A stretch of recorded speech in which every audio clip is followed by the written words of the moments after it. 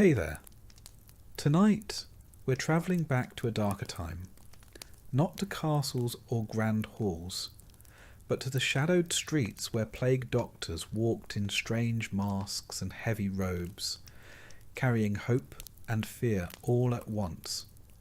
You'll drift through the life of a plague doctor, what it was like to face sickness and death day after day, to wear that infamous beaked mask, and to walk the fine line between healer and outcast during one of history's deadliest pandemics.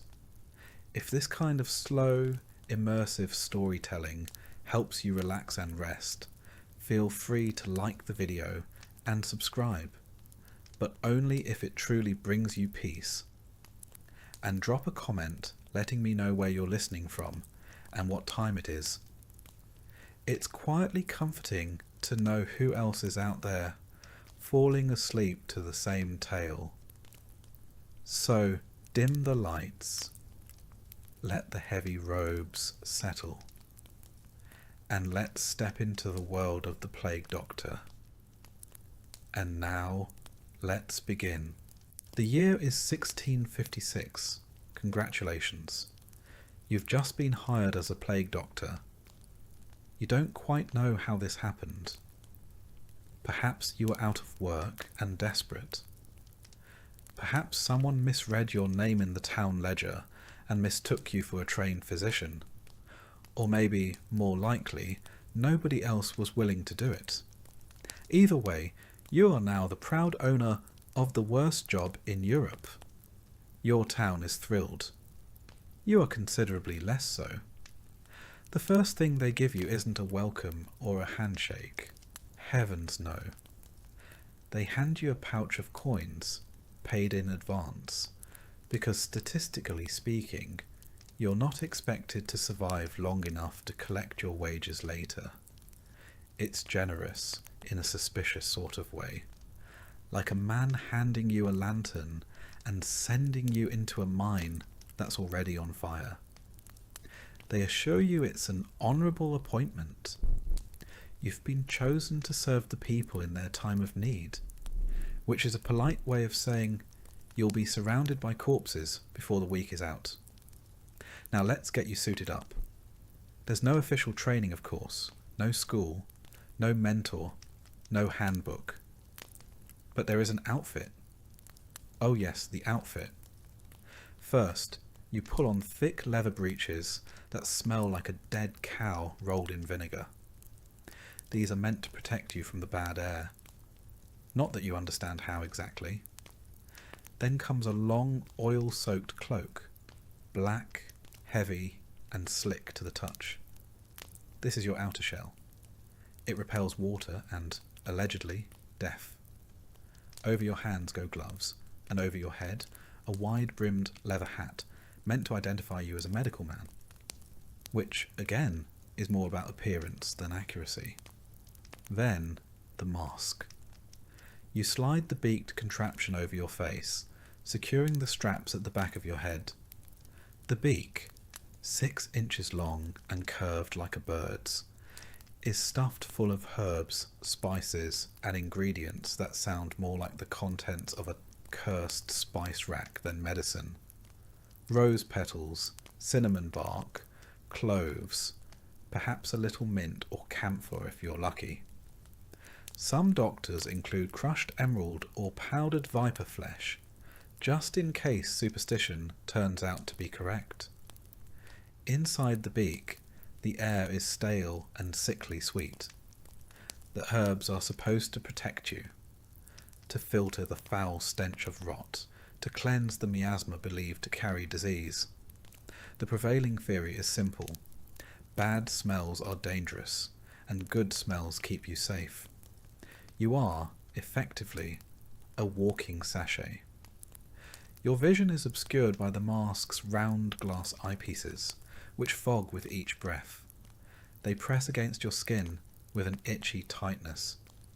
You cannot scratch. You cannot sneeze. You cannot see much of anything clearly.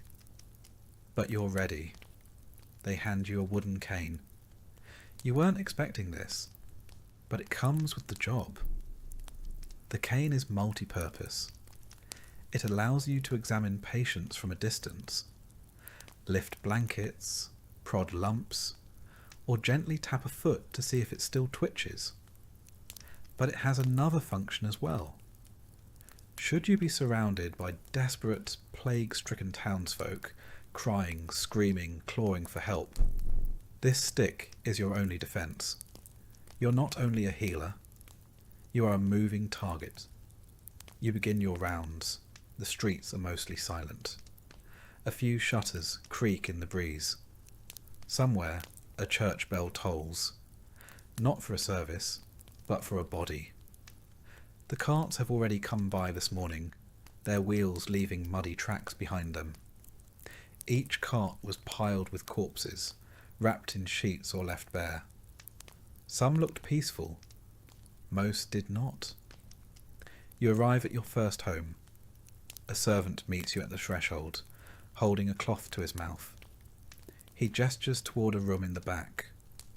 The smell hits you before you even open the door. A sickly blend of sweat, vomit, and decay. You steel yourself and enter. The woman lies still on the bed, her skin pale and waxy. A lump bulges beneath her neck, angry and red. A bubo, unmistakable. Her eyes flicker beneath closed lids. She's burning with fever. Her breath comes in shallow gasps. You approach, extend your cane, and gently prod the swelling. It leaks a thin stream of pus. You nod. Not because it helps, but because it's what people expect you to do. Her husband stands nearby, hopeful and hollow-eyed. You don't speak much. You mutter something about the humours being out of balance. You prescribe a poultice of crushed herbs and advise him to burn rosemary in the corners of the room. You suggest keeping a sliced onion nearby to absorb the illness from the air. He thanks you, as if you've offered salvation. You haven't. You record the visit in your notebook. You use initials instead of names. There are too many patients now, and names make it personal. You cannot afford personal. As you leave, you notice a child sitting in the hallway, silent and still. His eyes track you as you pass. He doesn't move. You suspect he's already infected. You don't say anything. What would be the point? You continue down the road, checking homes marked with charcoal crosses. Some doors are barred, others are ajar. A few families are still inside, clutching loved ones who no longer breathe. They ask for help. You give them herbs. You give them words. You give them the illusion of care. At one point, a man rushes toward you from an alley, frantic and coughing. He grabs your arm. You feel the jolt of fear before anything else. You raise your stick, not hard, just enough to make him back away. He stumbles, apologizes, weeping. He says his wife is ill. He says he's scared. You nod and follow. Her bubo has already burst. She will not last the night. You give her a prayer.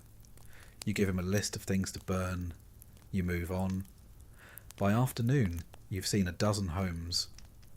Some people greet you with hope, some with suspicion. One old woman spits at your feet and tells you you're deaf in disguise. You don't disagree. You return home at dusk. Your quarters are modest. A single room above a shuttered bakery. You enter carefully, removing each layer of clothing with practiced precision. The gloves come off first. Then the cloak, stiff with dried sweat and stained at the hem. Then the mask.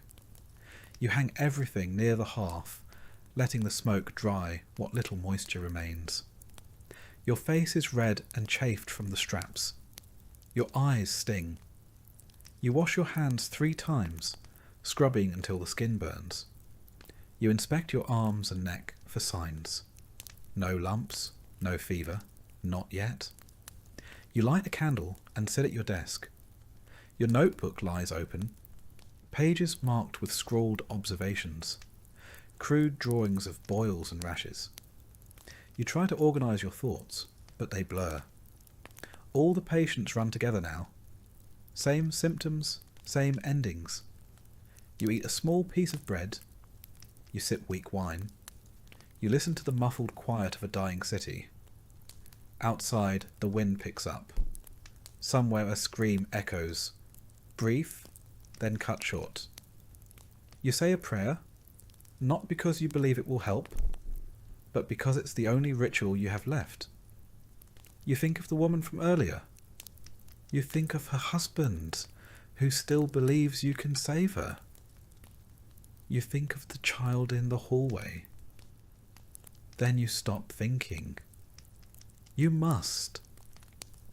Because tomorrow you'll put on the mask again and go out to face the plague. The dawn light seeps through your shutters, but it brings no comfort. It only illuminates the dust motes dancing in the still air, a silent testament to the fact that life itself has been put on hold. You don your gear in near darkness, the oil-soaked cloak stiff as cured leather, gloves pulled snug over your hands, hat tilted low, and the mask, the very thing you both loathe and rely upon. You settle the beak between your nostrils, inhale the stale bouquet of crushed rose petals, myrrh and vinegar, and step into the morning's hush. Outside, the streets are unrecognisable. Market stalls stand abandoned, their wooden frames half collapsed under the weight of disuse. A broken barrel of apples lies rotting in the gutter, pale worms crawling over its fermenting flesh. The cheerful cries of street vendors have been replaced by the distant tolling of church bells. Once a call to worship, now the sombre yet relentless clock of mortality. Every 12 hours, a new death. Every 12 hours, a new marker in the ledger. You pause beside a boarded-up bakery, where the sweet clamour of fresh bread has been replaced by decay. Rats dart across the cobbles, emboldened by empty streets and overflowing refuse heaps. They don't wait for twilight anymore. They roam in sunshine, scuttling underfoot as you pass. You recall the rumour you heard yesterday. Plague born on fleabacks, riding from rat to human like a secret courier. You almost laugh at the image, but the truth claws in your mind. Even if it's laughable, it might be real. At the corner, a crude red X marks a house. No family dares erase it. It's a warning and a condemnation. You knock once with your cane. A frail voice bids you enter. Inside, the smell hits like a fist. Fermented sweat, sickly sweet breath, and something sour beneath it all. The patient waits in a darkened room. A merchant, you're told, too proud to show his face in a public death pit. He's propped up on a makeshift cot, eyes dull, skin mottled with purple blotches. A bubo swells grotesquely beneath his arm, black at the crown, weeping a thin, oily fluid. You clear your throat. He glances up as if surprised you've come. "Doctor," he croaks. "Is it as I fear?" You study his pulse, rapid, fluttering. You listen to his breath, wet, rattling. You say quietly, "It's the plague. It's not news." He nods, as if bracing for a verdict he already knows. You slip a cloth soaked in rosemary oil to his lips and set a small pot of vinegar near his pillow. "Keep your chamber aired," you advise. "Burn juniper in the corners. Pray if you must." He manages a weak smile. "I shall." You leave him to his fading dignity and step back into the street. The sunlight feels colder than the night. You glance at the red X and move on. Mid-morning finds you at the canal bank, where workers haul bodies into waiting barges. The water laps lazily, ignorant of the human suffering it ferries away. You see a body wrapped in sailcloth, pushed over the edge with a shove. It floats for a moment, face half submerged, eyes staring at the sky. Then it slips beneath the surface, swallowed by the canal's dark mirror. The men say they're grateful for the duty. It's honest work, paid weekly, and one hopes the plague avoids them in return. But you've seen more bargemen dead than alive this month. You move to the next scene, a makeshift quarantine station in the old monastery. Pews have been removed to make room for rows of cots. Smoke from burning rosemary coils up to the vaulted ceiling. Patients lie in shrouds of white linen. Some moan, others stare at the ceiling, counting cracks in the plaster. A young novice tends to them, his hands shaking behind a half-mask of cloth. You exchange a silent greeting, then begin your rounds. First, an elderly widow. Her gaze is bright, unnervingly so. She grips the bars of her cot, foot tapping with nervous energy. "My dear," she says when you kneel, "I keep expecting a knight in shining armour, but you'll have to do." You offer her a pale smile beneath your beaked facade. "I'm all sorts of armour, I'm afraid." She chuckles, and for a moment the horror softens. You prod her boobone lightly with your cane. It's firm, hot to the touch. "Plenty of rest," you tell her, "and drink broth, if you can manage." She nods and grips your hand, leather glove and all, as if it were a bard's lute, offering comfort in a cruel world.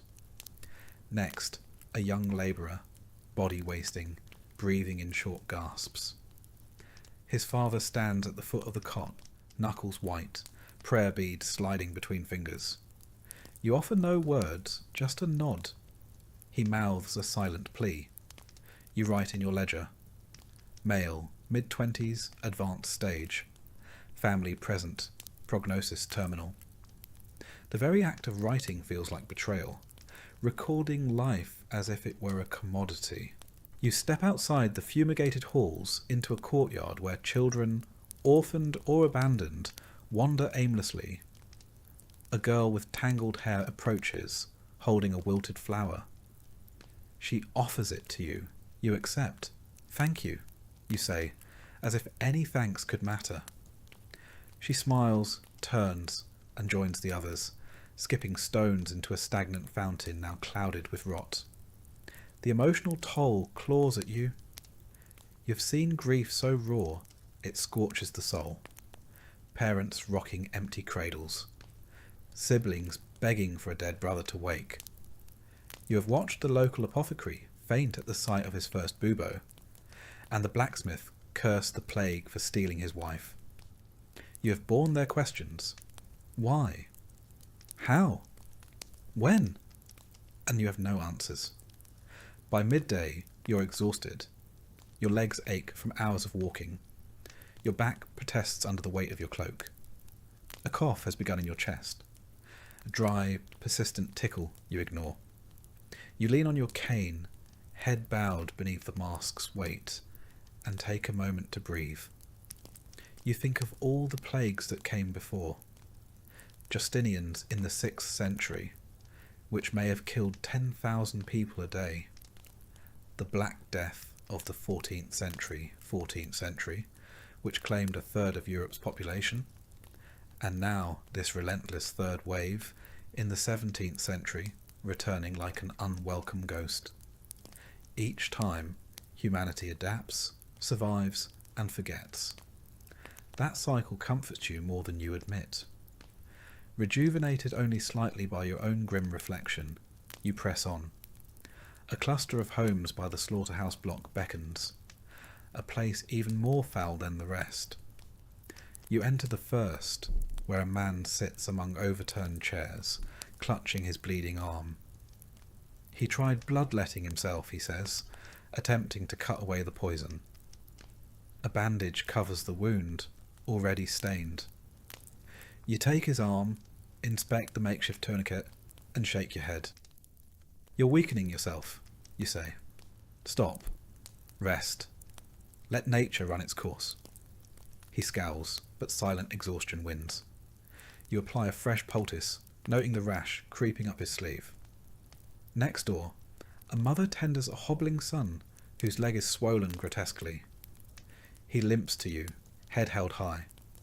You clear your throat, he says. I should be in the fields? You nod, managing sympathy through your beak. Soon, you say, when you're well. His mother's eyes flicker with hope. You don't allow yourself to see how hollow it is. A few doors down, you find a makeshift clinic where local barbers and apothecaries argue over the best remedy, bloodletting versus poultices soaked in mercury. You intervene, gently, explaining the dangers of mercury exposure, suggesting gentler infusions of elderflower tea.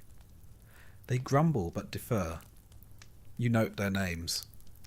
Brother Matteo, Signor Luca. Disagreements may kill more than the plague. You walk on. Late afternoon shadows stretch long across the streets. You decide on one final stop, the orphaned plague pit at the edge of town. Here, bodies are interred in trenches, coffins unnecessary. You've never witnessed the diggers at work. No one dares. Today, you will. You approach, mask ready, cane tapping. Two men in tattered cloaks stand at the edge of a freshly hewn trench.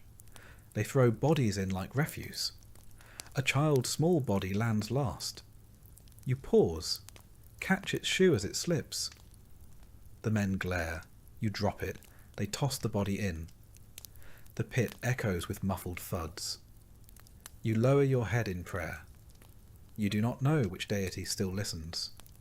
You pray nonetheless. On your way home, you pass the chapel. Half its roof collapsed, its walls blackened by smoke from nearby burnings.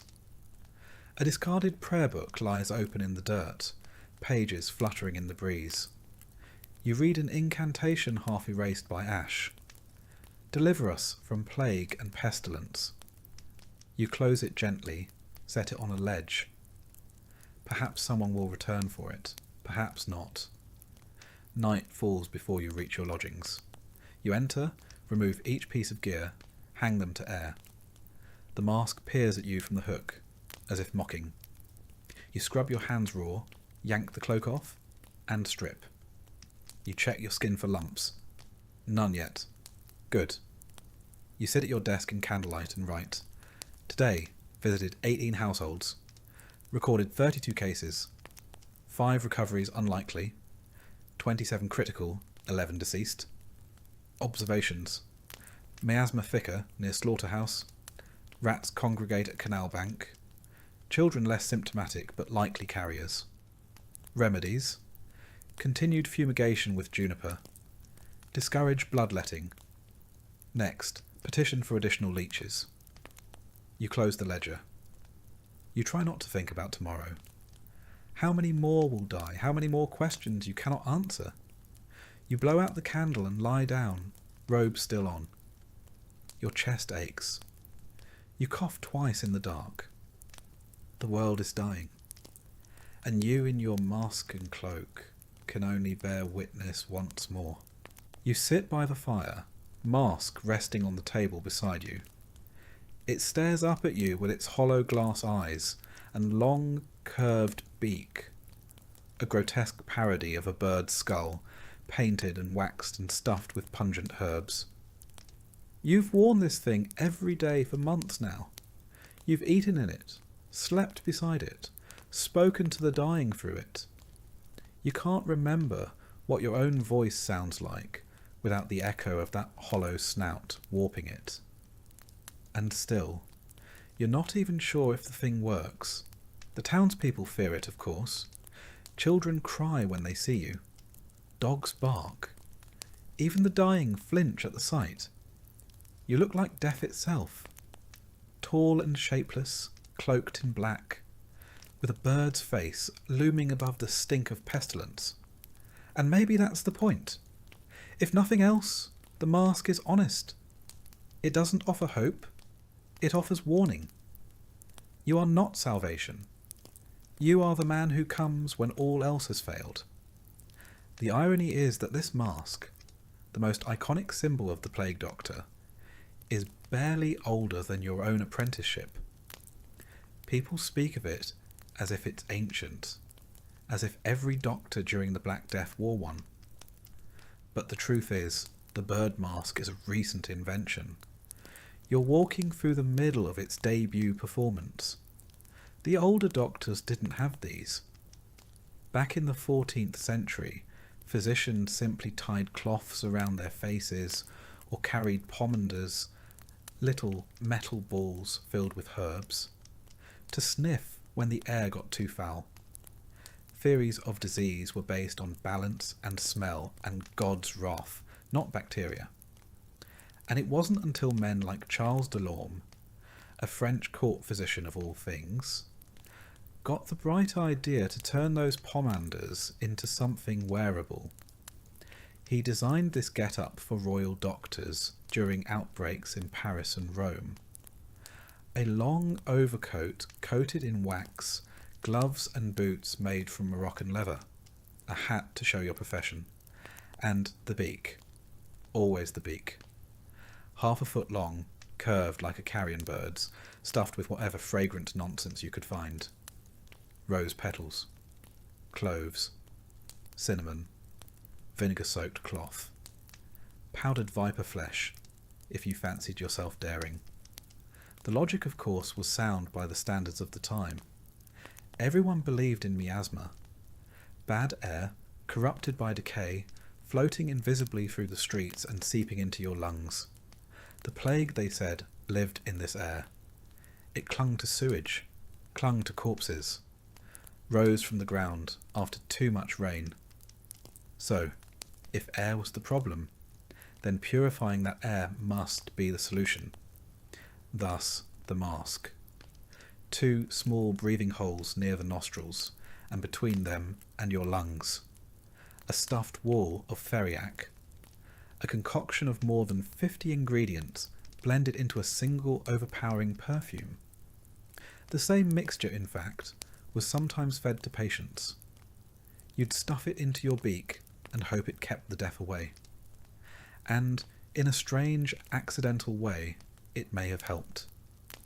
The beak put distance between your face and the patient. The robes, sealed with wax and suet, kept out fleas and bodily fluids. The gloves and stick let you avoid touch. The glass-covered eyes protected you from spittle and smoke. You weren't protected from everything. Certainly not from the real cause, Yersinia pestis, the tiny invisible bacterium carried by fleas on the backs of rats. But you were shielded more than you knew. The outfit, ridiculous though it looked, functioned as a rudimentary hazmat suit, centuries before germ theory would explain why it mattered. Not that this made you feel any safer. For all its layers, the mask is suffocating. The herbs turn sour within a day. The vinegar stings your eyes. The waxed robes make you sweat until your underclothes are soaked. You walk like a statue, arms stiff, breath ragged behind a wall of rotten flowers. Sometimes, after hours on your feet, you forget you're even wearing it, until a child screams, or a horse rears back, or a man grabs your sleeve and calls you crowface. Then you remember. And still, myths swirl around you like flies around the corpse cart. One man insisted to you that your mask was cursed, that its shape summoned death, like a sigil carved into flesh. Another claimed you were no doctor at all, but a sorcerer, keeping plague in the beak and releasing it house by house.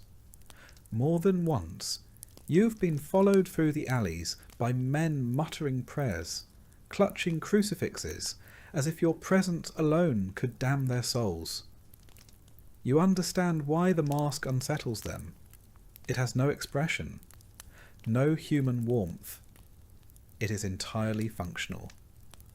And when you speak, your voice becomes inhuman, hollow, muffled, drifting like a ghost across the gaps between rooms.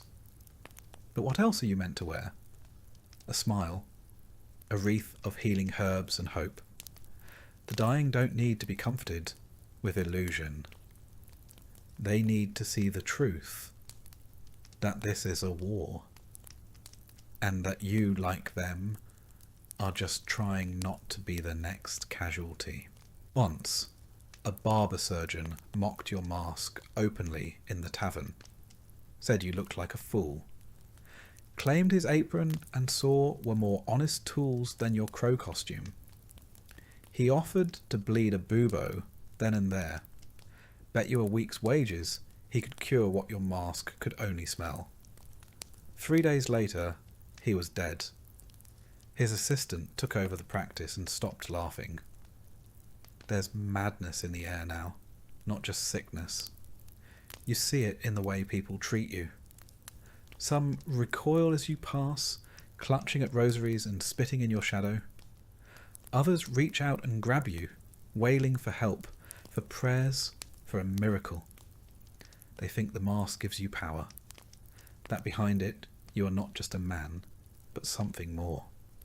You wish they were right. You remember a girl, maybe 8, maybe 10, who once asked to try on your mask. Her mother lay in the next room, already gone. The girl didn't cry. She just wanted to know what it felt like to be the one who doesn't die. You let her hold it, briefly. It was too heavy for her. She gave it back without a word. Later that night, you passed her house again and found the door marked with ash. There are days now when you forget what your own face looks like. You shave by touch. You avoid mirrors. When you remove the mask at night, it leaves red lines along your cheeks, a ring of indentations where the straps cut deep.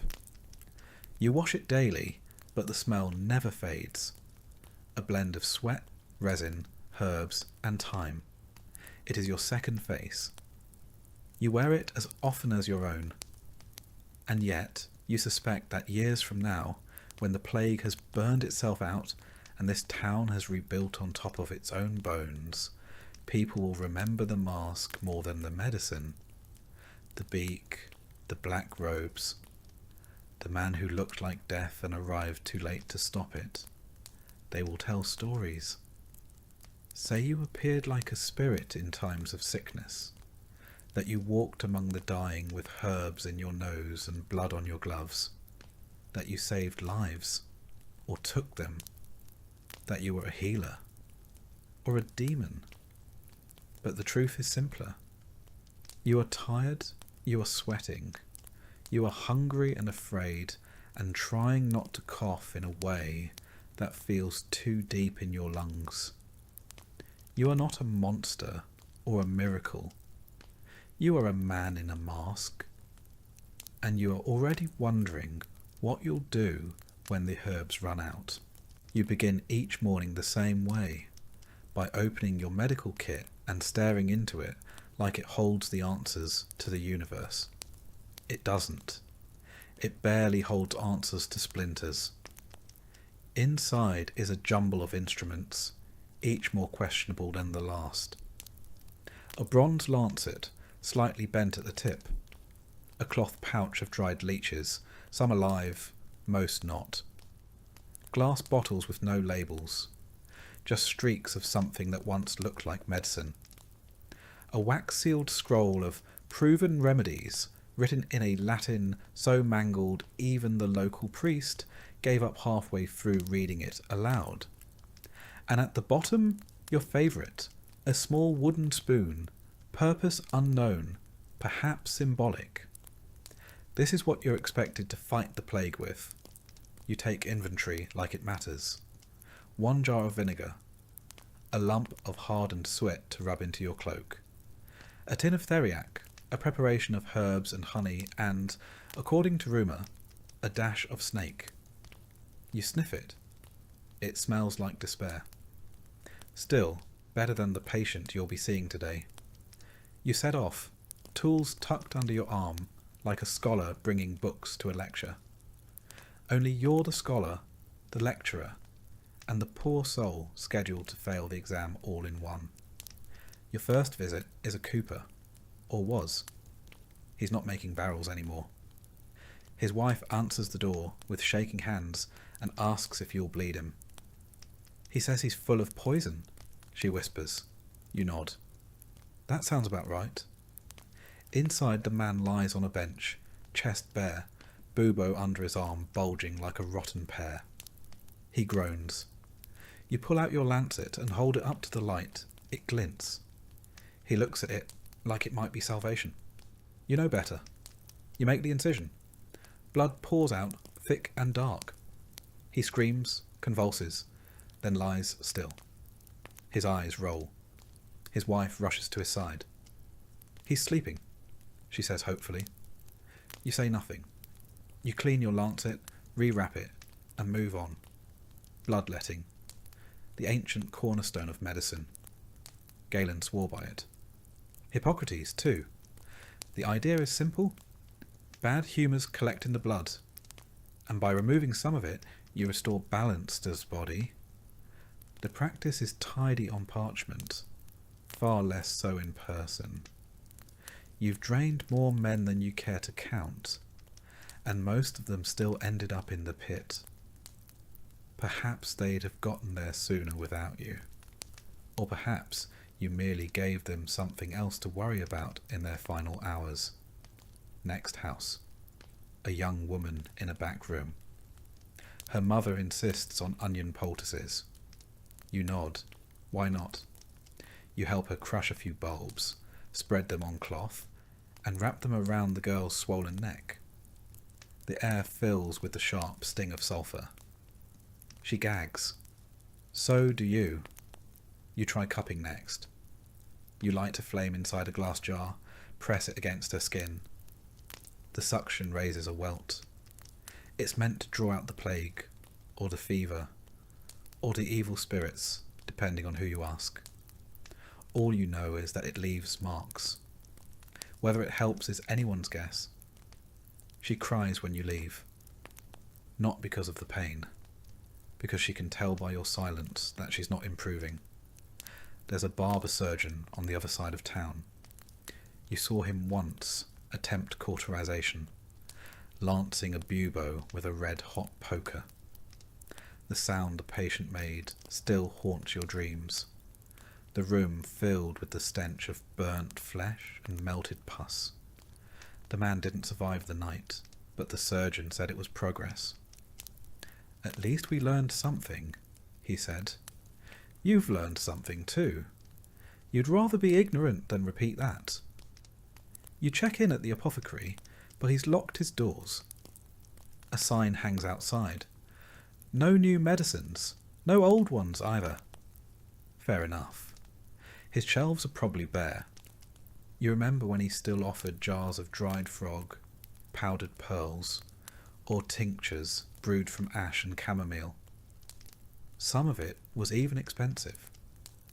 The people who could afford such luxuries are mostly dead now. The survivors have taken to boiling mint and calling it a cure. You yourself have run out of several ingredients. You used to carry wormwood. Gone. Poppy syrup? Gone. Anything vaguely numbing? Gone. You consider brewing your own batch of camphor oil, but the fumes make you dizzy. And you can't afford to be dizzy. Not when every alley is lined with eyes. You recall one recipe scrawled in the margin of an old manual. Mix crushed emerald with milk. Apply to pustules. Emeralds. Milk. Yes, that should solve it. Another recommends rubbing lard and rose petals into the armpits. You tried it once. The patient died, smelling fantastic. Your cane taps a rhythm as you walk past a row of shuttered windows. Somewhere behind one of them, a man coughs violently. It doesn't sound like the plague, but it doesn't sound good either. You keep walking. You reach the old granary-turned-pest house. The sick lie on beds of straw, some groaning, some motionless. You kneel beside a boy no older than 12. He's barely breathing. His skin is cold, his lips cracked. His eyes open when you speak, but he doesn't answer. You offer him water, soaked with a few drops of elderflower extract. It trickles from his chin. You pat it dry. He smiles faintly, then closes his eyes. You mark a small X in your ledger. Not for his name. You never got it. Just the location. You stand, bones aching, and move on. In the far corner, a man gestures to you. "Doctor," he says. "My wife." You follow him to a side room. She lies curled in a heap of blankets, her breathing shallow.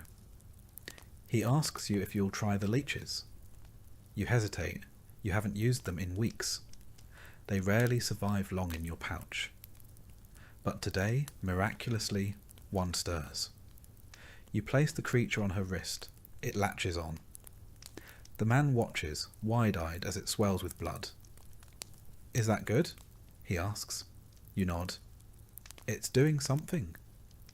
Whether that something is helpful, no one knows. But the sight of it gives him hope, so you let it feed. Back outside, the sun is beginning to dip. The sky turns the colour of old bruises. You rest on a bench and examine your hands. They smell of vinegar, iron, and fear. You remember when you used to write notes on your gloves to keep your mind sharp. Now they're blank. There's no point. Every patient is the same. Every result is predictable. You recall a joke someone told you months ago. The plague doctor's toolkit includes a stick, a knife, and a prayer. You laughed at the time. Now it feels more like an inventory list. You make your way home, but the walk feels longer tonight. The houses blur together. Just wood and stone wrapped around quiet suffering. You try not to look into windows. You don't want to see the eyes watching you, hoping you'll stop. Hoping you'll fix something. When you reach your lodgings, you lay your tools out on the table. One by one. The spoon, the lancet, the empty bottles, the leech jar, still twitching. You line them up like soldiers before battle. Then you sit, you stare.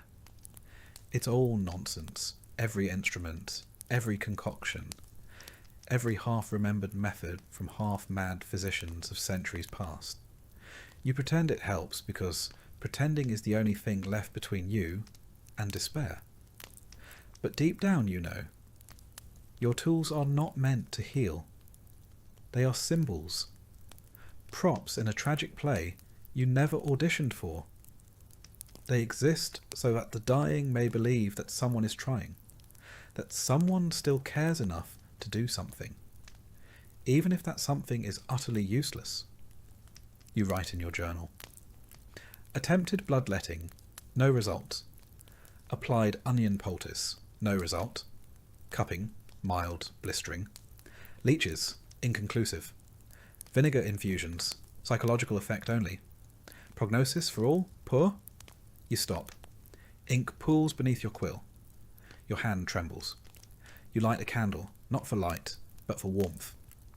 The mask hangs beside you, its empty eyes reflecting the flame. You almost ask it a question. Almost. Instead, you close your eyes and whisper the only diagnosis that has never been wrong. We did all we could. And then, in the quiet that follows, we just don't know what we're doing. The trouble with being a plague doctor isn't just the death. It's what comes after it. Or rather, who comes after it. You are not just the man who arrives when someone falls ill. You are the man who must explain why they never recovered. And people don't like explanations.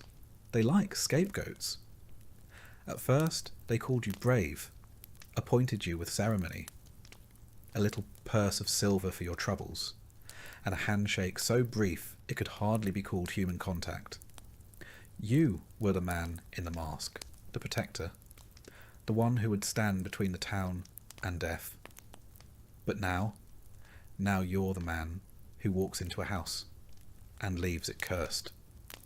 The man whose presence means the end is nigh. the black-robed harbinger of failure. You see it in their eyes. They used to plead. Now they glare. The mask that once inspired confidence has become a symbol of doom. They whisper that you bring the plague with you, that your clothes carry it, your cane spreads it, your breath poisons the rooms you enter. They're not entirely wrong. You've lost count of how many infected households you've walked through, how many bodies you've brushed past, how many sick you've examined with trembling hands, pretending that the oil on your gloves is enough to stop what's coming. If disease lingers in the air or clings to fabric, then yes, perhaps you do carry death on your shoulders like a shawl. But the truth doesn't matter anymore.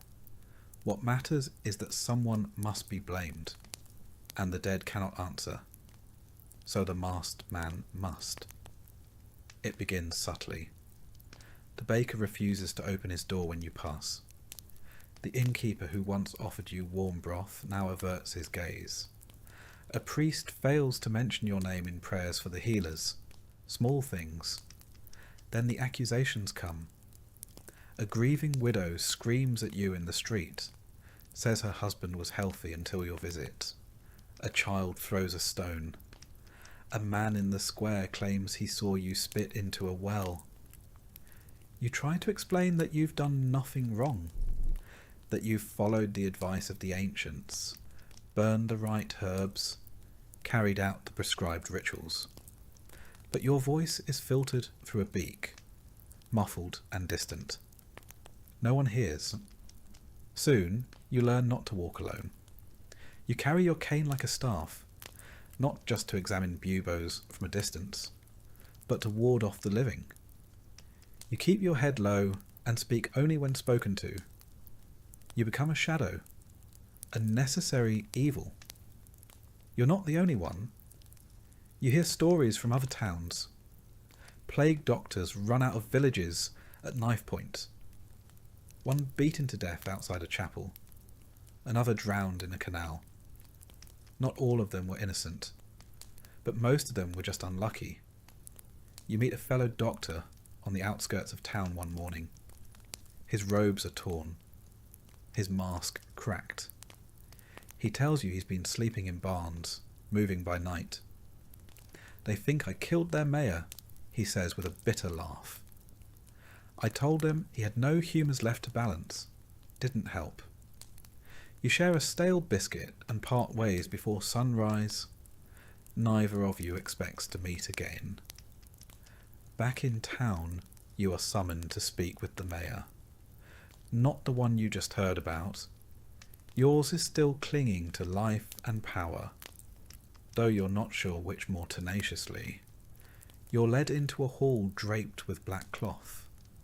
The air smells of incense and bureaucracy. He tells you plainly the townsfolk are frightened. They want answers. They want to know the plague isn't getting worse.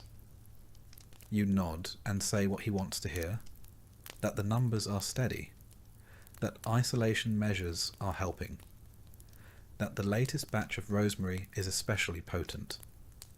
He nods in return, satisfied not by the truth, but by the sound of certainty. He instructs you to write a public notice affirming the town's containment strategy. You do so, signing your name with a flourish that feels both pompous and pitiful. That evening, the paper is nailed to a post in the square. By morning, it's been defaced. Someone has drawn a skull over your name. You try to ignore it. There's a man in the poor quarter who has made it his mission to convince others that you are an agent of death. He walks from house to house, whispering that the plague did not truly return until you did. He tells them that your herbs are lies, that your mask is a demon's face, that the stick you carry was once a branch from a gallows tree. None of it is true, but again, truth is irrelevant. What matters is fear, and in the theatre of fear, you are a perfect villain, masked, silent, strange. You carry no sword, you bear no shield, only blood-stained gloves and a ledger full of names that never lived to be crossed off. You begin to lose sleep. Not from illness, not yet, but from dread. Each knock on a new door is met with suspicion. Each alley feels like a trap. Children chant songs behind your back. Crow man, stay away. Mother died the other day. Crowman knocked, and then she coughed. Now her soul is carried off. You try to focus on your work, but your hands tremble more than they used to. You double-check every step. You speak gently, cautiously, like a man tiptoeing through a forest of broken glass. The tools in your kit feel heavier now. Not because they've changed, but because they no longer feel like instruments of healing, just props in a ritual that satisfies no one. You bleed a man who thanks you with tears in his eyes. He dies that night. His wife blames you. His brother sharpens a knife. The mayor sends guards to accompany you on house calls. It feels less like protection and more like containment. The guards don't speak to you unless necessary. They cover their faces, but not out of fear of plague, out of fear of association. You're not a doctor now. You're a danger managed by force. One afternoon, you are summoned again, this time to a church where a priest has fallen ill. He lies on the altar steps, surrounded by candles. The congregation watches from a distance. You kneel beside him, check his pulse, his breath. He's dying. You offer comfort, not cure. Later that evening, someone accuses you of poisoning the holy water. They claim the priest would still be alive, if not for your presence. You are questioned by the mayor's clerk. You answer with the same weary tone you use for everyone now. Flat, even, devoid of expectation. You're cleared, but not forgiven. Eventually, you begin walking at dusk instead of dawn. Fewer eyes, fewer shouts. You move quickly, efficiently, like a ghost through smoke. You visit the sick, mark your notes, apply your herbs. You say the prayers, though you're not sure you believe them anymore. You leave before the candle burns down. Some patients don't let you in at all. They say they'd rather die alone than under your watch. You respect their choice. You add their names to your list with a heavy hand. One night, you find a message scrawled on your door. Go back to the pit you came from. Another reads, your mask hides your guilt. You burn them both. You've learned now that medicine is not enough. That science cannot defend you. That the truth, when people are dying, has the weight of smoke in a hurricane. You speak less, write more, pray quietly, work quickly, leave no trace. You're no longer just a plague doctor. You are a man dodging the knife edge of fear, and learning more each day that the plague does not always kill with fever. Sometimes it kills with blame, and you are running out of ways to survive both. At first you didn't notice them. The rats, they were background noise, part of the scenery, scurrying along gutters, rummaging through refuse piles, slipping beneath doors and floorboards. There had always been rats, especially in a town like this, where food was never stored quite right and streets were never cleaned quite thoroughly. But now they're everywhere. And worse, they're fearless. You step outside one morning and see one sitting on your doorstep, grooming itself. It pauses only briefly when it sees you, then resumes as if to say, "Go on then." You wave your cane.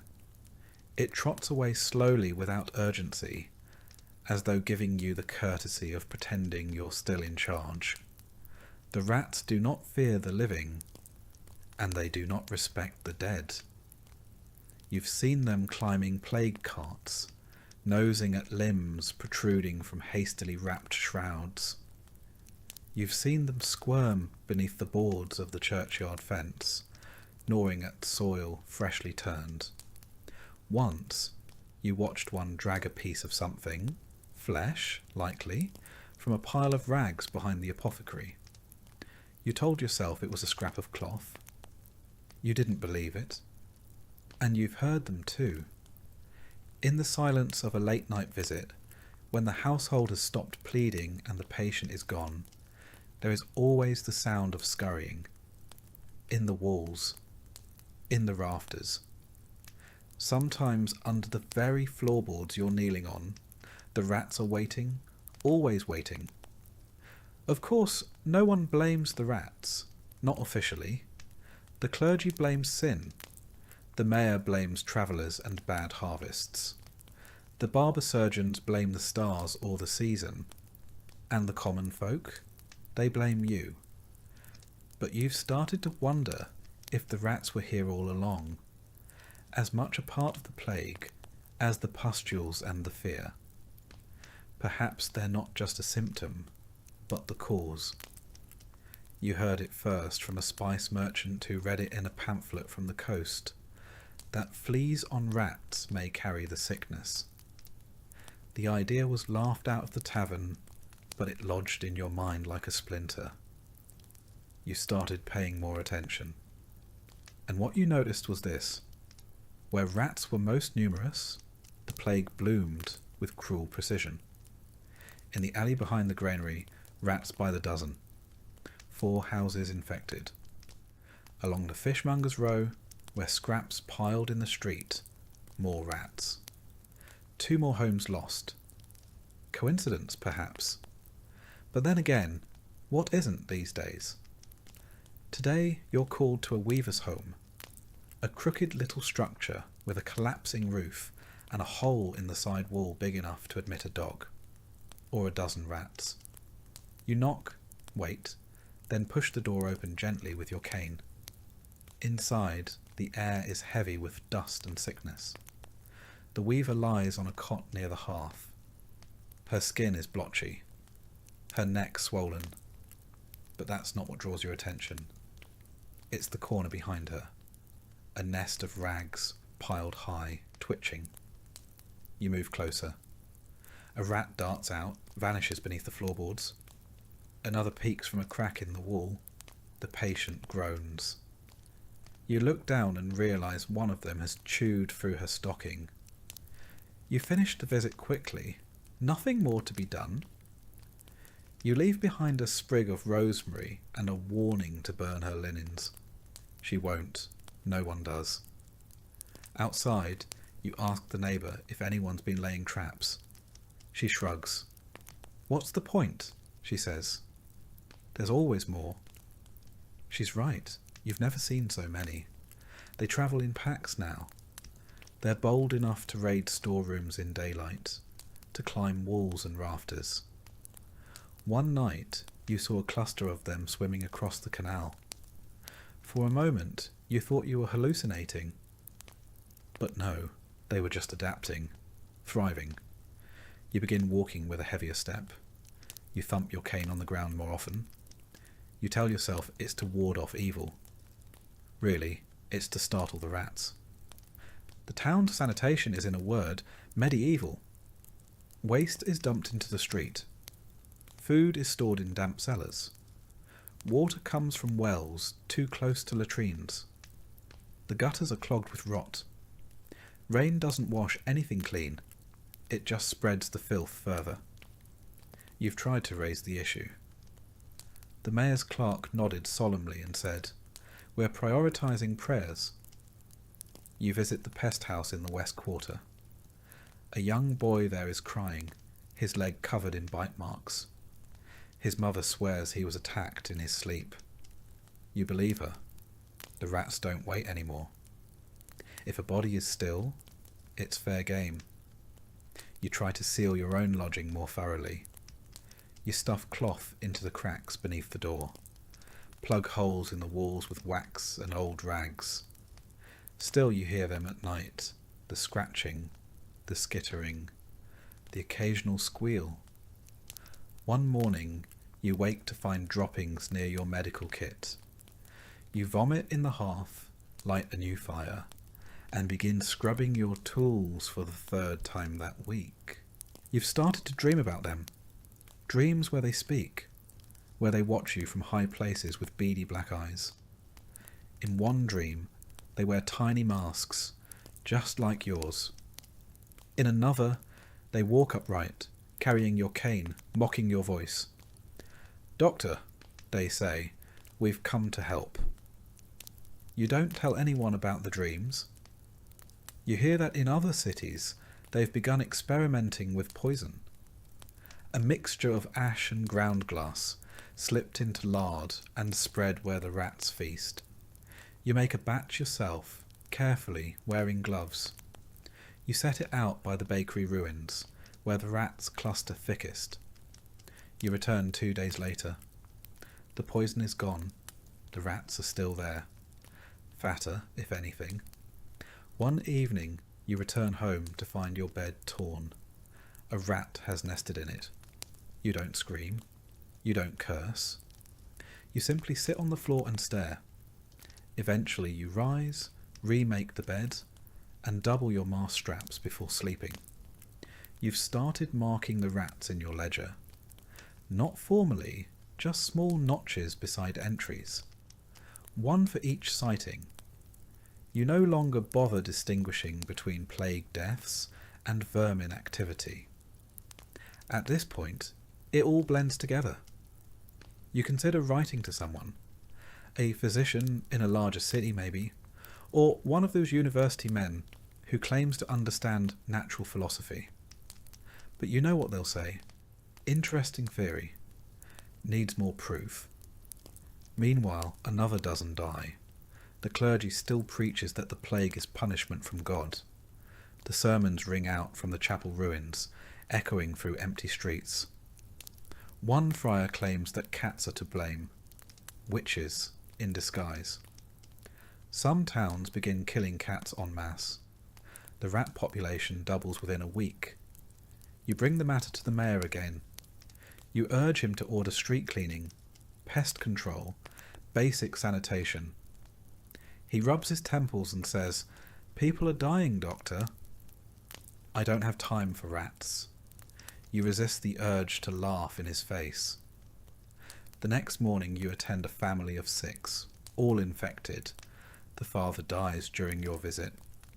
The youngest child, a girl with missing teeth and matted hair, tugs at your sleeve and says, "I saw the rat climb into his mouth last night."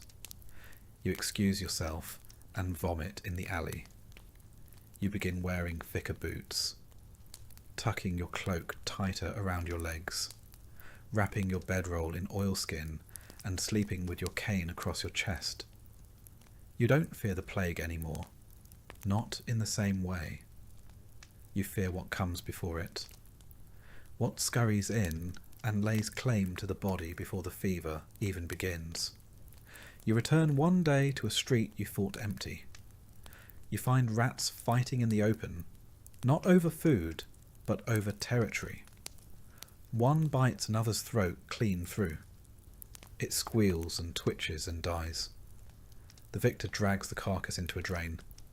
You back away slowly. You stop recording patient names. You start recording rat nests. The granary. The tanner's shed. The old stable near the wall. The church vault. You tell yourself it's for the good of the town. That if anyone survives this, they'll want to know where to begin rebuilding. Where to dig. Where to burn. But part of you knows the truth. The rats aren't going anywhere. They're not a symptom. They're not a side effect. They are the inheritors of this town. You're just passing through.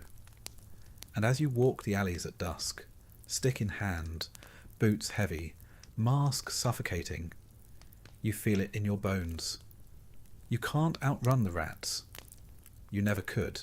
When you first put on the plague doctor's robe and mask, you thought you were stepping into a role of salvation, a healer amid despair. You imagined your presence might stem the tide of death, that your skills and care could make a difference. But almost immediately, you learned the harsh reality. Your role was far less heroic and far more tragic. You were hired to die. No one said it outright, but it was understood.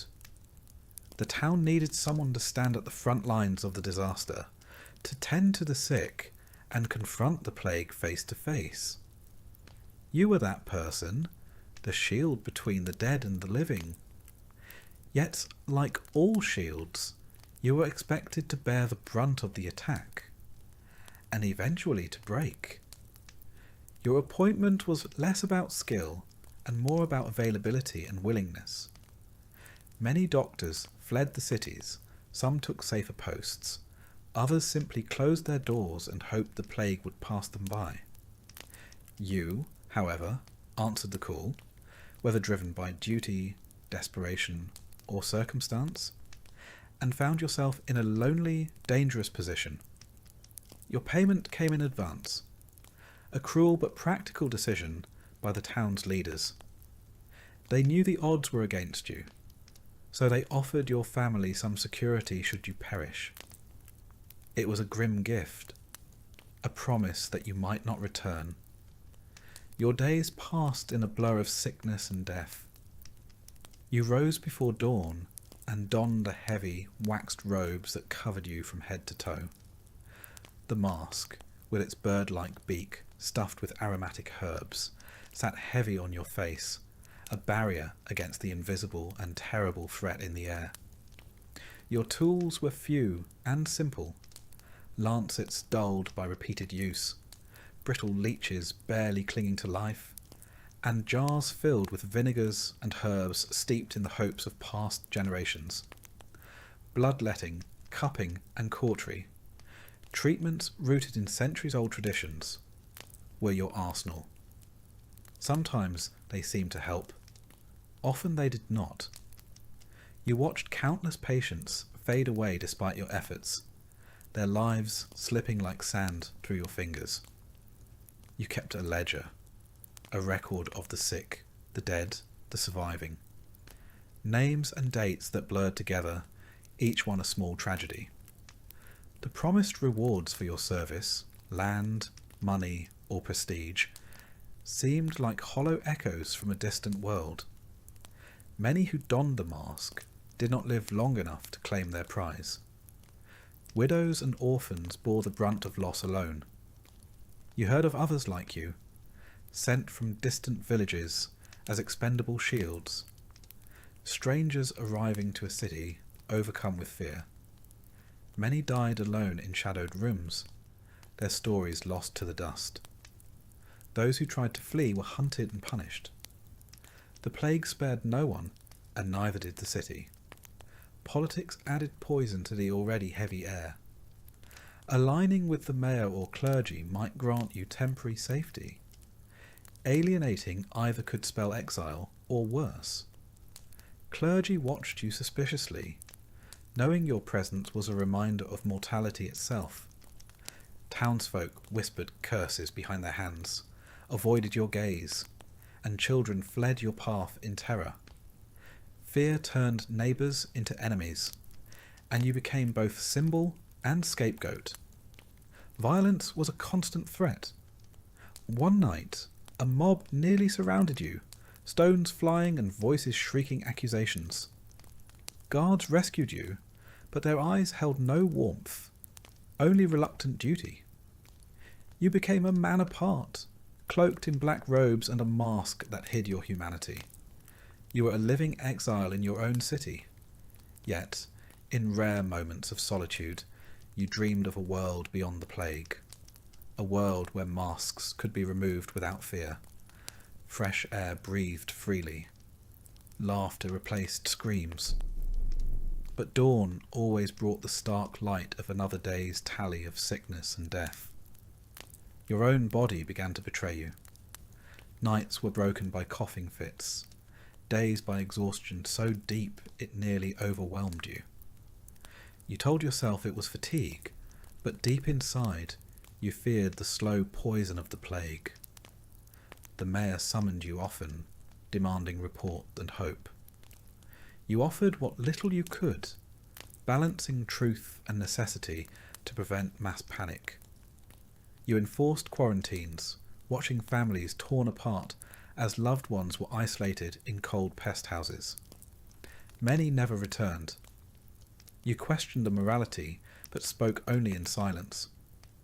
You watched colleagues fall to sickness and despair, their bodies wasting and spirits breaking.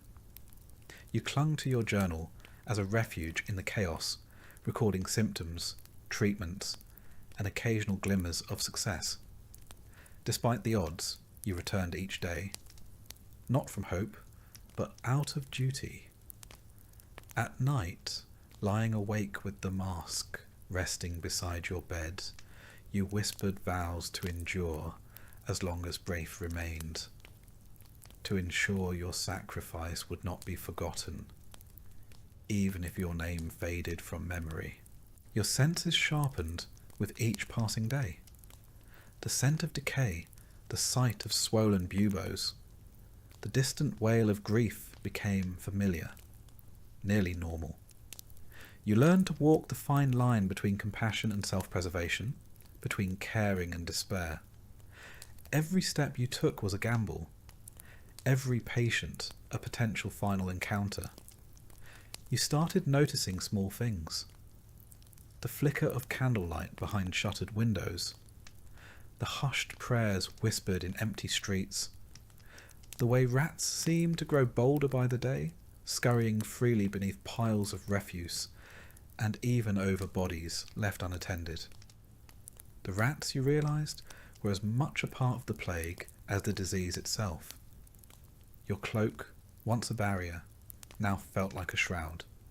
The mask, a suffocating burden. But you wore them still, because to remove them was to invite death closer. You learned to seal every opening, to scrub your tools obsessively, to avoid the sickest patients when you could. Still, plague found its way through cracks and pores into flesh and bone. There were moments of bleak humour, a dark laughter born from desperation. You joked with a colleague about how the plague was the town's most effective tax collector, never missing a payment. You laughed bitterly at the absurdity of it all, the rituals and remedies that were no more than superstition. Yet beneath the humour lay a deep sadness. You had lost friends, neighbours, perhaps even family to the same fate you faced daily. The city's life seemed to drain away, replaced by silence and sorrow. You often wondered who would survive this nightmare, if anyone would, and what the world would look like when the plague finally lifted. You remembered the first patient you could not save, the child whose eyes met yours in confusion and fear. You carried that moment with you, a weight heavier than any cloak or mask. It drove you forward, even as your own strength waned. Your health declined steadily. You found yourself increasingly fatigued, haunted by fevers and chills. You wondered if you were already infected, but fear alone was not a reason to stop. There were still those who needed care and duties that no one else would fulfill. The nights grew longer and darker, and your dreams were plagued by shadows. You dreamed of rats wearing your mask, of the dead rising, of being trapped in a world where the air itself was poison. You did not share these dreams. There was little comfort to be found in fear. You began to prepare for the inevitable. You wrote letters to your family, hoping they might understand the sacrifice. You made peace with the idea that your name might be lost to history, your story untold. Yet you clung stubbornly to your duty, knowing that your stand bought time for others. In your final weeks, you move slower, your steps heavier, yet your resolve remained strong. You continued to visit the sick, to comfort the dying, to carry bodies away. You were the last barrier, the thin line between the plague and the living. And when your time came, as it surely would, you accepted it not with fear, but with a grim sense of purpose. You had served your role. You had faced the darkness. You had endured as long as you could. You were hired to die. Your life was the price paid for a city's fleeting chance to survive, and in that sacrifice lay a sombre dignity few could understand. The days grow darker, and the air heavier with the smell of smoke and sorrow. You find yourself no longer just a healer or a witness, but the grim conductor of death's procession. Cart after cart rumbles through the narrow streets, piled high with bodies wrapped in hastily sewn shrouds, their weight a crushing reminder of how many lives the plague has claimed. Your hands, once steady with medicine and compassion, are now calloused and raw from hauling corpses onto the carts, from dragging them from homes where the living no longer remain. Each body is another story ended, another family shattered. You once wrote names, but now you record only numbers, the sheer volume rendering individual identities impossible to maintain. The smell of burning is constant. Clothes, bedding, and even entire homes are set aflame to prevent the spread of the disease. The flames lick the sky, turning the dusk a fiery red, the smoke thick and suffocating. You often pause by the pyres, watching as the dead are consumed, the crackling fire a grim lullaby for the city. Numbness settles in your heart. You stop feeling fear or sorrow in the way you once did. The dead do not frighten you anymore. It is the silence of the living that chills you. The empty streets, the shuttered windows, the absence of children's laughter haunt your every step. The death of a child, though, cuts differently. Once, the small body of a girl was brought to you, her breaths shallow, her skin pale. You held her frail hand and felt a flicker of something that the plague had not yet consumed. Hope. But when she slipped away, that hope died too, leaving only an aching emptiness. After that, faces blurred into one another.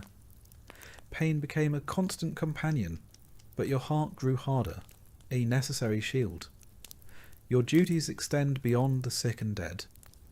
You mark homes with chalk or paint, a sign to others that death has visited. These marks are warnings, barriers against the living entering spaces saturated with contagion. Sometimes you see neighbours avoiding these houses altogether, leaving the abandoned to rot, their histories buried beneath layers of dust and sorrow.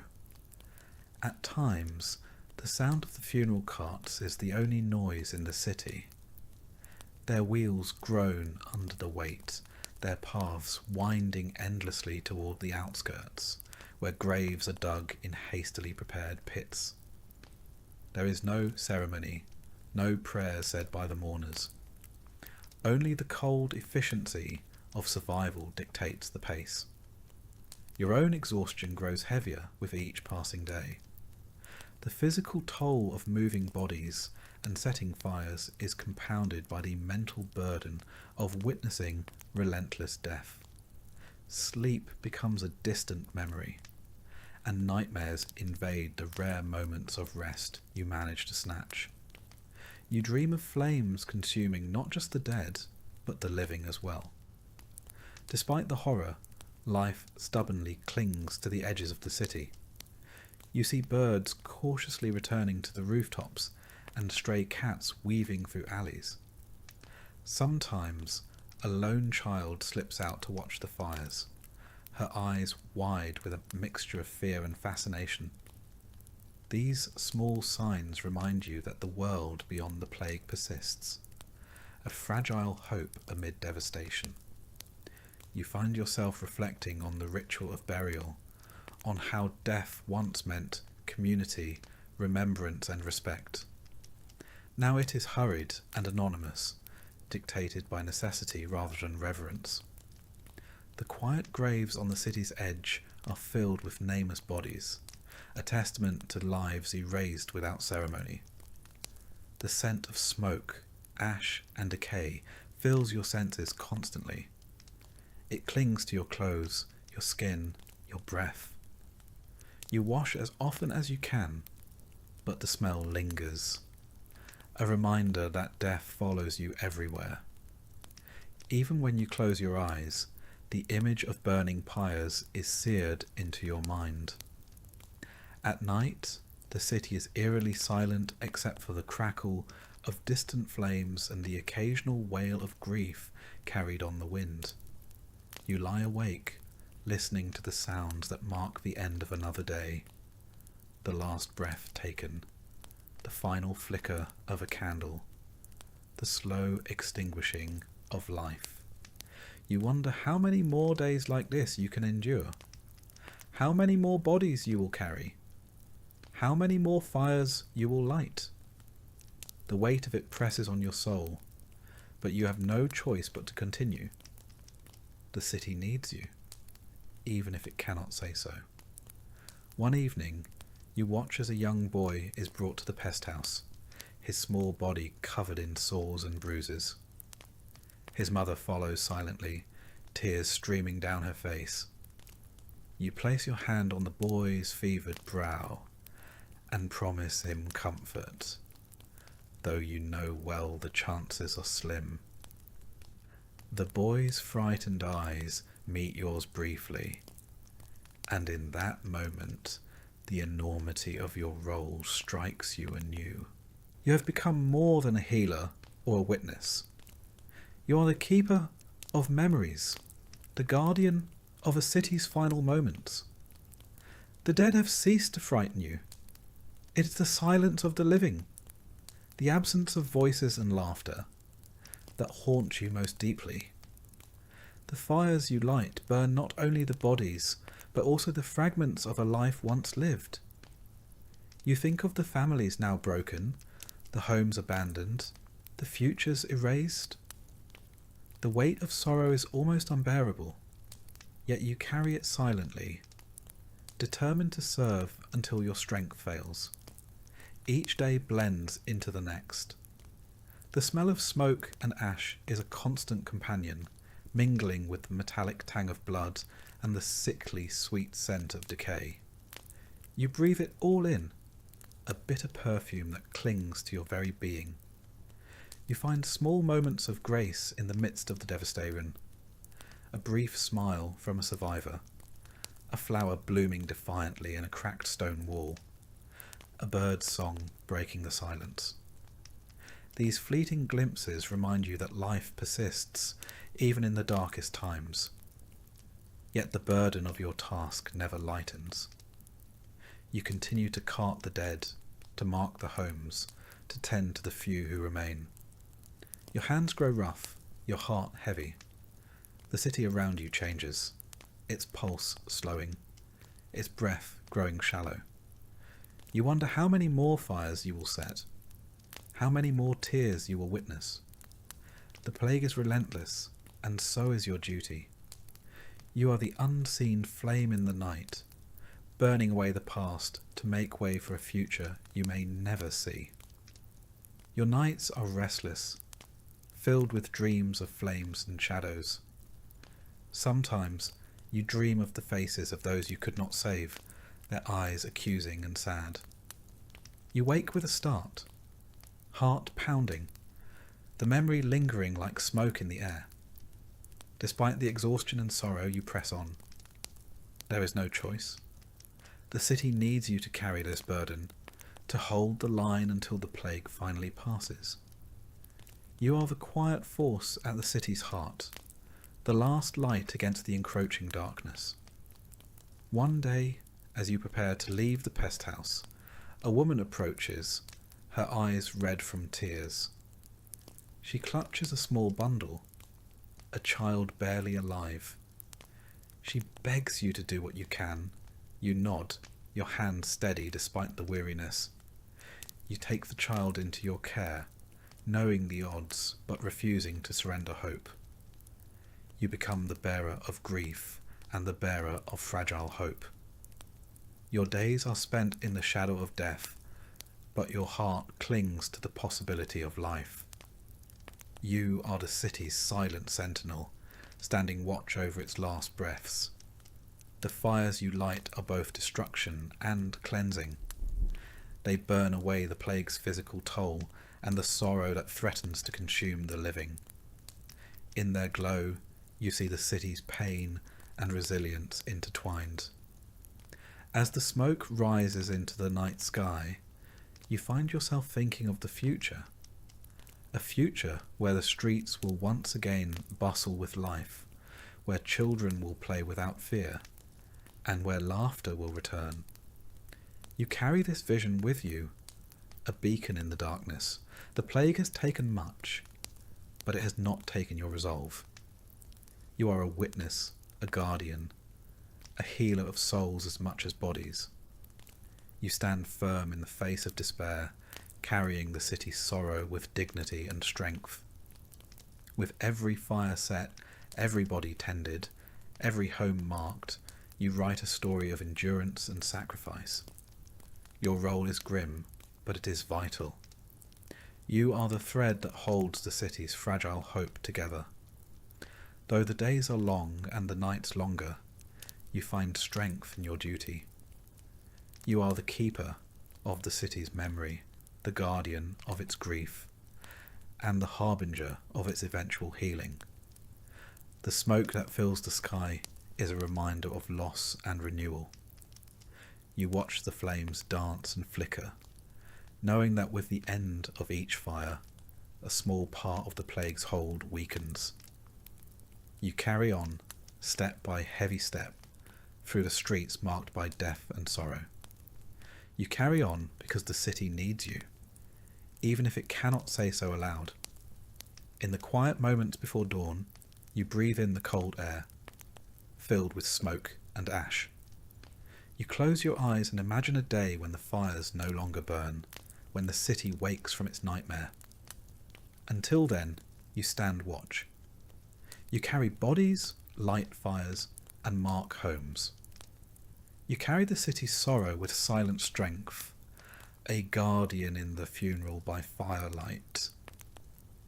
And as the flames flicker and die, you find a strange comfort in their glow, a promise that even in the darkest times there is light. The world of plague doctors was one filled with hardship, but also ridicule.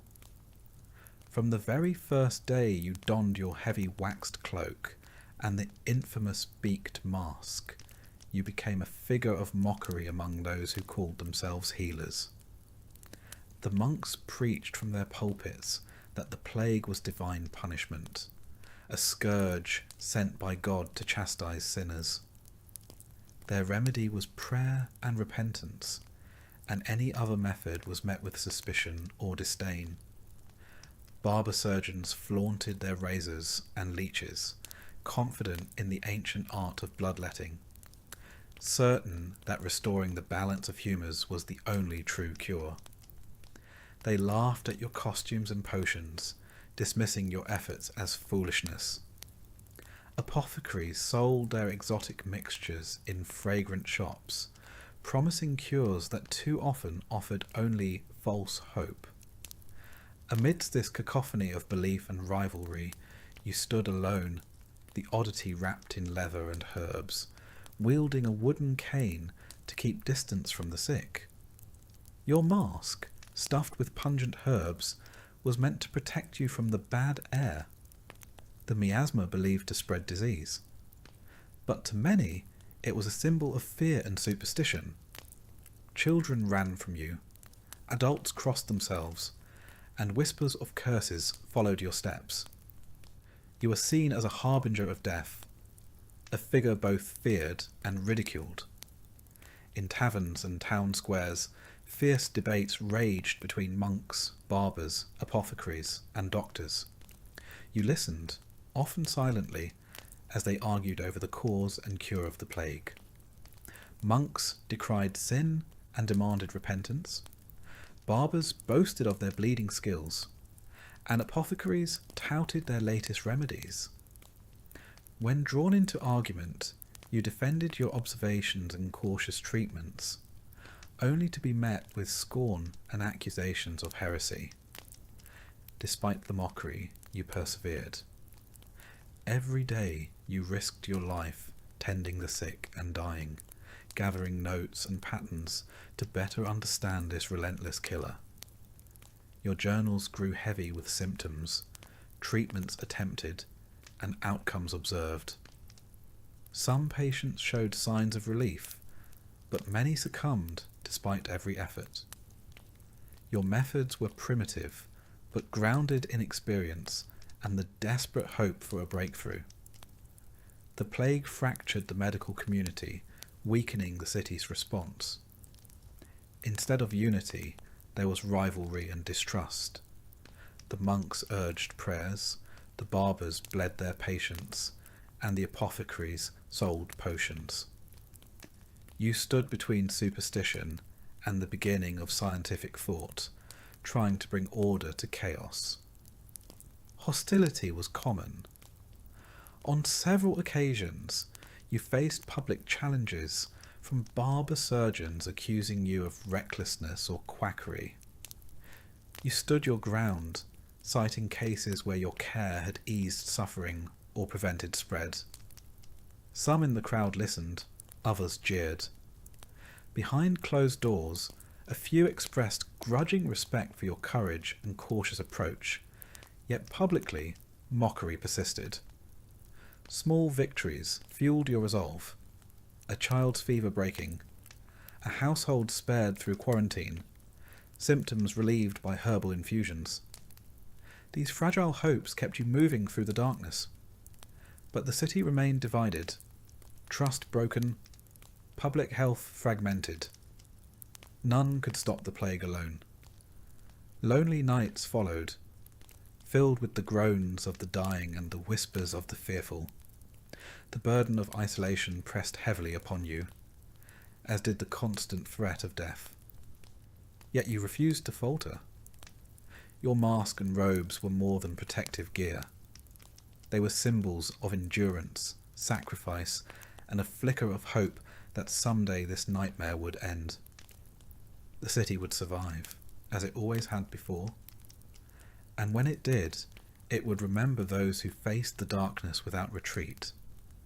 True heroes hidden beneath masks and robes, fighting not only disease but ignorance and fear. Until that day you walk your lonely path, scorned but steadfast, the plague doctor, outcast, healer, and unsung protector. You spend long hours moving through the city's darkest corners, entering homes where hope has long since fled, and despair sits thick in the air. You carry with you not just herbs and remedies, but a heavy weight of responsibility. Families look to you with fear, suspicion, but sometimes, just sometimes, with a faint glimmer of trust. In those moments, you feel the full burden and blessing of your role, to be the thin line between death and mercy in a city overwhelmed by plague. Your robes, heavy and stiff with wax and leather, made you an odd sight. Children ran in terror at the sight of the bird-like mask, and some adults crossed themselves as you passed by. You were seen as both a harbinger of death and a fool, a contradiction that left you neither respected nor truly feared. You sought knowledge wherever you could find it, studying ancient texts and gathering the fragmented wisdom of those who had faced plagues before. You experimented with herbal remedies, isolation tactics, and rudimentary hygiene measures. But every success was fleeting. Every step forward met with 2 steps back as the plague swept mercilessly through the city. The tension between you and other medical practitioners was palpable. At times, you attended councils where monks preached repentance, barbers demanded bloodletting, and apothecaries pushed their potions. Arguments flared, voices raised, and the city's response to the plague fractured. It was a war not just against disease, but against ignorance, fear, and pride. In the quiet moments between the horrors, you wondered if your efforts mattered at all. Yet, when a child's fever broke, or a family was spared from infection, those small victories rekindled your resolve. You were a sentinel in a city under siege, a lone figure standing between life and death. And though you were mocked, feared, and misunderstood, you embraced your role with solemn dignity. The plague doctor was more than a costume or a cure. It was a symbol of endurance, sacrifice, and the fragile hope that one day this nightmare would end. The reality of the plague was harsh. Days brought devastation, empty homes, deserted markets, and streets littered with death. The plague doctor was a constant presence amidst this decay, a figure both reviled and relied upon. In some ways, your beaked mask became a talisman, a strange sort of protection not only from disease, but from the despair that threatened to overwhelm the city. You found yourself drawing strength from this symbol, even as others mocked it. There were moments when you questioned your sanity. The endless exposure to death, the hostility of those around you, and the heavy burden of responsibility pressed down upon your shoulders. But you pushed these doubts aside, focusing on the task at hand. When you moved through the city's alleys and courtyards, the whispers followed you like shadows. People said the mask was cursed, that the plague doctor was an omen of doom. Yet some still dared to hope that you were a guardian, standing between the living and the dead. Your work was lonely, your rewards few, but your resolve never wavered. You held on to the belief that even in the darkest of times, compassion and perseverance could make a difference. The city would eventually survive this plague, as cities had survived before. And when it did, it would remember those who had faced the darkness without flinching. True heroes hidden beneath masks and robes, fighting not just the disease, but ignorance and fear.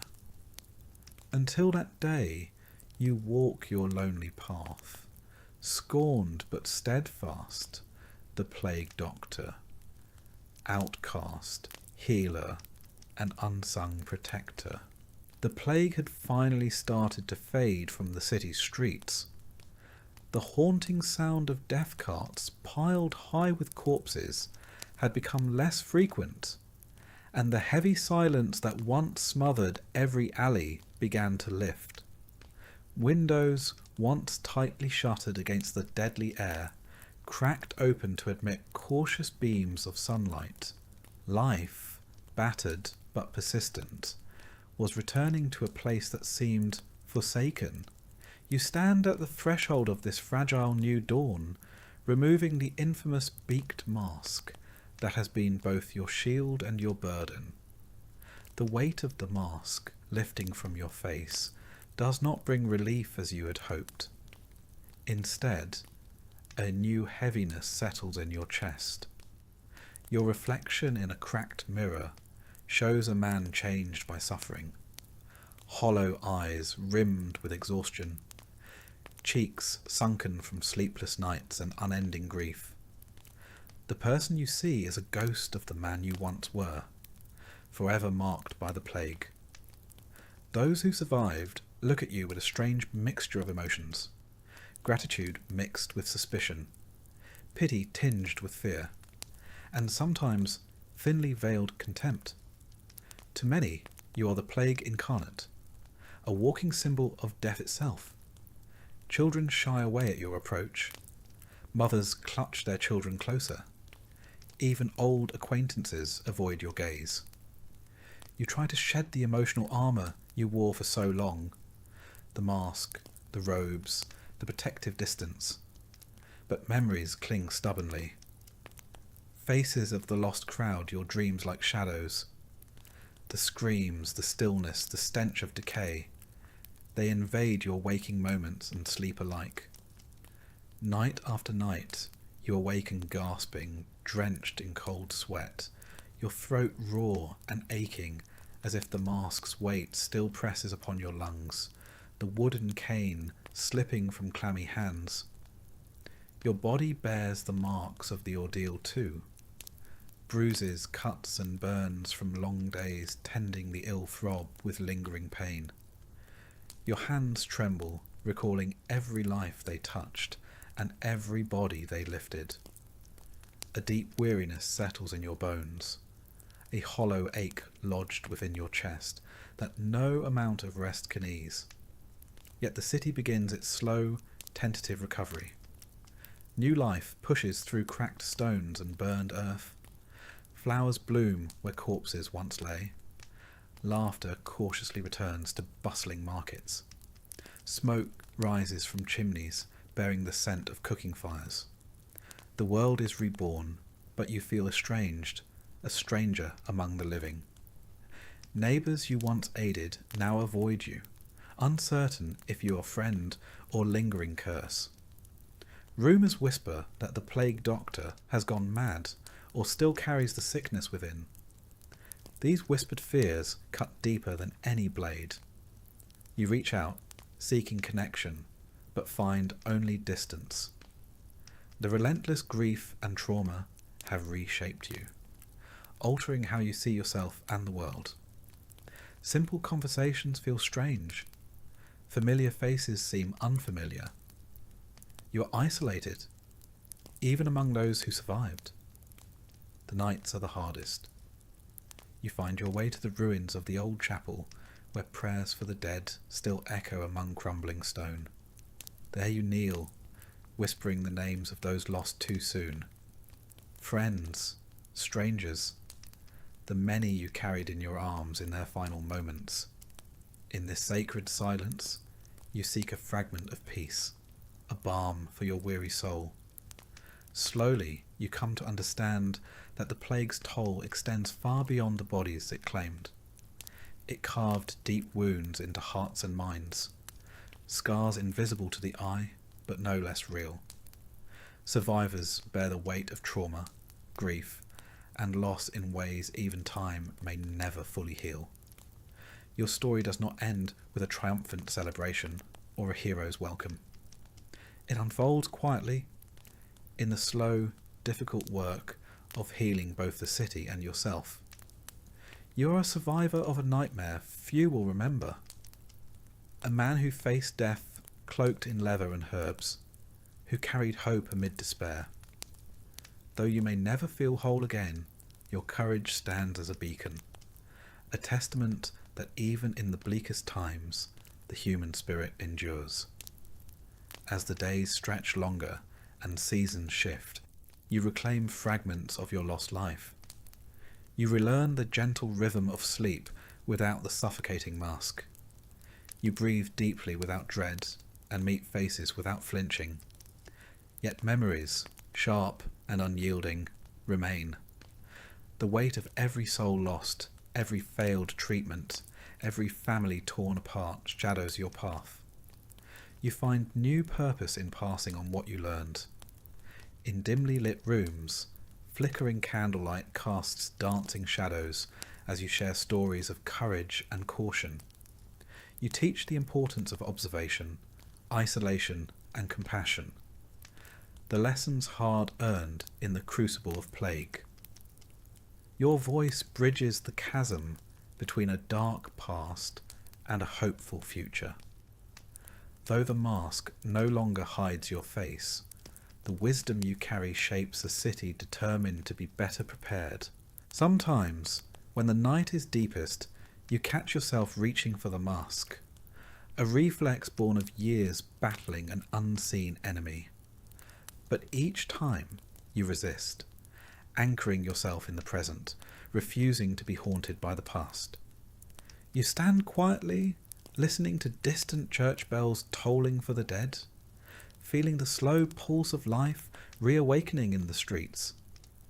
You understand the plague's shadow will never fully lift. It lives on in stories, scars and souls it touched. But within that shadow, you find a fragile peace. The city will grow and heal. New generations will dance in fields where silence once reigned. You will walk among them, forever changed, a living testament to survival.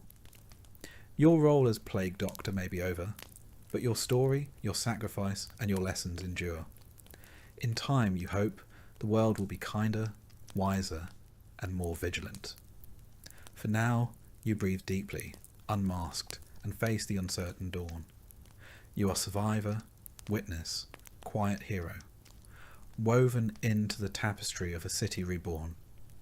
And though you may never feel whole again, your courage burns bright, a light against the darkest night. Days turn into weeks, and the city slowly pulls itself from the jaws of death. The streets, once littered with abandoned belongings and the remnants of hurried burials, begin to clear. You see farmers return to their fields, merchants reopen their shops, and children's laughter tentatively pierce the silence. Yet, amidst this revival, a deep emptiness clings within you. The scars of loss are not visible like wounds. They are etched into the soul, carried in the quiet moments when the world seems still. Each morning you rise with a weariness that no sleep can alleviate. The absence of your mask leaves your skin exposed to the chill of dawn, and you shiver not just from the cold, but from memories that linger like a shadow at the edges of your mind. The nights are the hardest, when dreams revisit you with relentless vividness. You see faces, friends, strangers, the innocent and the damned, each frozen in their final moments. You hear the pleading whispers, the last gasps, the unbearable silence that followed. You walk the streets, trying to reclaim the life that once was yours. Yet the city looks unfamiliar, and you feel like a ghost wandering a place that no longer feels like home. People cross the road to avoid you. Mothers pull their children away when you pass. Even those you once comforted now regard you with unease, as if you carry a darkness no one dares to touch. The burden you bear is not only the weight of the dead, but the crushing loneliness of survival. You have lived through horrors that no words can fully capture, and that distance isolates you from others. The companionship you seek is elusive, replaced by a cold silence that presses against your soul. Slowly, you begin to share your story. Not the gruesome details that might terrify, but the lessons learned in the depths of despair. You teach that vigilance and compassion are shields against darkness. You speak of hygiene, isolation, and kindness as weapons stronger than any sword. Your words find reluctant ears. Some listen with hope, others with skepticism, but the seeds of knowledge are planted. In moments of quiet, you find small comforts.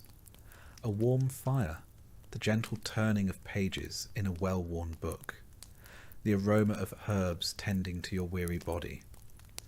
These simple acts tether you to the world, reminding you that life, however fragile, endures. The city rebuilds around you. New homes rise from the ashes. Gardens bloom where graves once marked the earth. The clatter of footsteps replaces the silence. Songs return to the air. Yet the memory of the plague lingers, a shadow that shapes the future. You walk these streets, changed and marked, carrying the story of survival. Your role as plague doctor may have ended, but your journey continues. You are witness to humanity's resilience and its fragility. Your scars, both seen and unseen, tell a story that must never be forgotten. As dawn breaks over a city rising from ruin, you breathe deeply, unmasked and unbroken, ready to face the uncertain future. The plague has passed, but your courage lights the way forward, a beacon in the lingering darkness,